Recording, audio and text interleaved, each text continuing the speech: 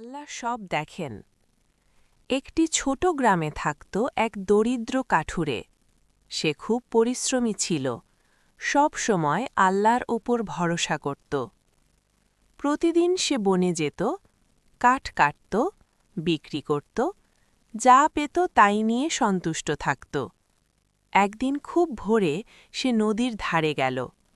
কাঠ কাটার সময় হঠাৎ তার কুঠার হাত ফসকে নদীতে পড়ে গেল।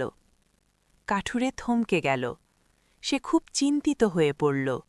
সে বলল, ইয়া আল্লাহ, এই কুঠারই আমার একমাত্র রিজিকের উপায়।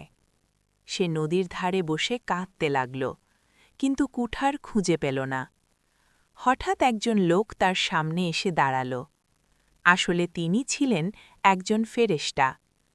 তিনি জিজ্ঞেস করলেন, কেন তুমি কাঁদছ? কাঠুরে সব খুলে বলল।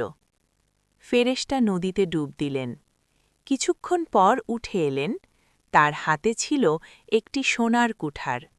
তিনি বললেন, এটাই কি তোমার কুঠার? কাঠুরে বলল, না, এটা আমার নয়। আবার তিনি নদীতে ডুব দিলেন। উঠে এলেন একটি রূপার কুঠার নিয়ে। তিনি আবার জিজ্ঞেস করলেন। কাঠুরে আবার বলল, না, এটাও আমার নয়। তৃতীয়বার তিনি নদীতে ডুব দিলেন।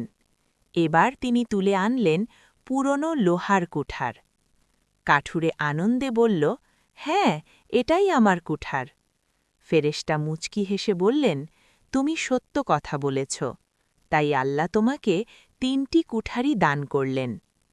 কাঠুরির চোখ ভিজে গেল। সে বলল, আলহামদুলিল্লাহ।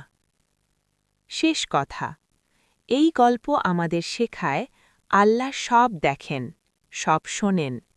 মানুষ না দেখলেও সততা কখনো হারায় না। সৎ থাকলে আল্লাহ তার রিজিক বাড়িয়ে দেন। আল্লাহ আমাদের সবাইকে সৎ থাকার তৌফিক দিন। আমিন।